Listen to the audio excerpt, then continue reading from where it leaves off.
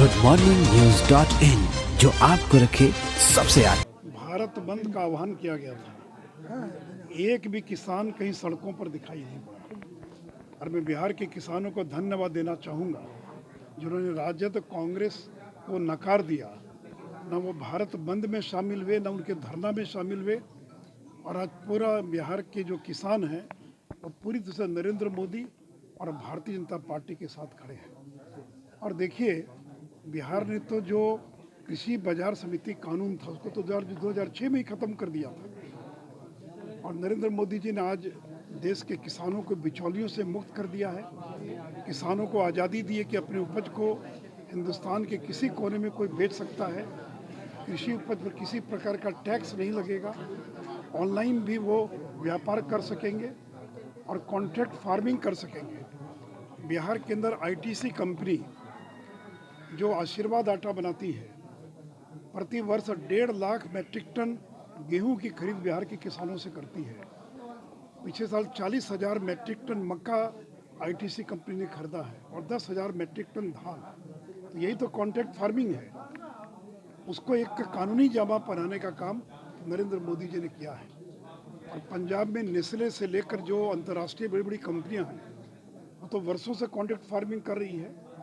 इसलिए मैं पंजाब की सीमा पर बैठे जो किसान हैं उनसे अपील करूंगा कि देश के सरकार ने, भारत की सरकार ने जो निमंत्रण दिया वार्ता करने के लिए, प्रतिष्ठा का प्रश्न न बनाए, वार्ता की टेबल पर बैठे और जो उनके सुझाव हैं, जो संशोधन किया जा सकता है उसको करने के लिए भारत सरकार तैयार है। लेकिन इनको यह कहे कि कृषि कानूनों को वापस ले लिया जाए तो ये संभव नहीं है, क्योंकि कानून किसी एक राज्य के लिए नहीं है, पूरे देश के लिए। तो इसलिए किसानों को प्रतिष्ठा का प्रश्न नहीं बनाना चाहिए और वो राजद, कांग्रेस या जो अन्य वामपंथी पार्टियां हैं उनके बहकावे में ना आए। ये हनान मोल्ला कौन है? ये सीपीएम के बड़े नेता जो किसान आंदोलन का नेतृत्व कर रहे हैं। ये योगेंद्र यादव कौन है? और अनेक वामपंथी, अनेक नक्सली नेता आज उस आंदोलन के अंदर घुस गए हैं और किसानों को दिग्भ्रमित करने का काम कर रहे हैं। इसलिए मुझे खुशी है कि बिहार का किसान पूरी तरह से नरेंद्र मोदी जी और भारतीय जनता पार्टी के साथ खड़ा है। तो आज स्वर्गीय अटल बिहारी वाजपेयी जी का जन्मदिन है और पूरे देश और दुनिया में इसको सुशासन दिवस के रूप में मनाया जा रहा है।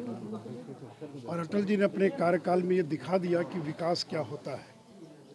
और आज चाहे वो किसानों के लिए किसान क्रेडिट कार्ड हो या गोल्डन क्वाड्रिलेटरल हो या परमाणु जो परीक्षण किया गया था, ये कुछ ऐसे काम किए अटल बिहारी वाजपेयी ने जिसको पूरी दुनिया याद रखेगी।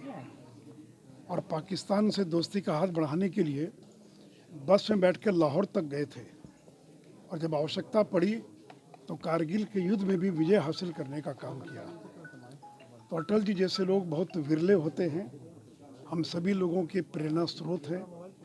और अटल जी का बिहार से बहुत लगाव था और वो हमेशा कहते थे कि तुम लोग बिहारी हो और मैं तो अटल बिहारी हूँ। क्योंकि उनके नाम के आगे अटल बिहारी वो लिखा करते थे, नाम था अटल बिहारी। तो ही कहते थे कि आप लोग या तुम लोग तो बिहारी हो लेकिन मैं अटल बिहारी हूँ। और मुझे लगता है कि पटना के गांधी मैदान में कम से कम 2500 बार उनका भाषण हुआ होगा। और उनके भाषण के अंदर जो जिस प्रकार से मंत्रमुग्ध करने की उनकी क्षमता थी और राजनीति से परे भी उनका जो एक स्वरूप था। और मैंने अटल जी को मुंबई के अंदर समुद्र किनारे कविता पाठ करते हुए देखा है।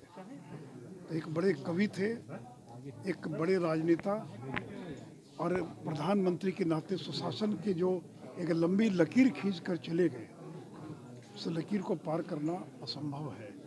आज मुझे खुशी है कि देश के प्रधानमंत्री श्री नरेंद्र मोदी जी उन्हीं के बताए रास्ते पर चलकर देश को विकास का, सुशासन का और मंत्र सिखा रहे हैं। goodmorningnews.in जो आपको रखे सबसे आगे।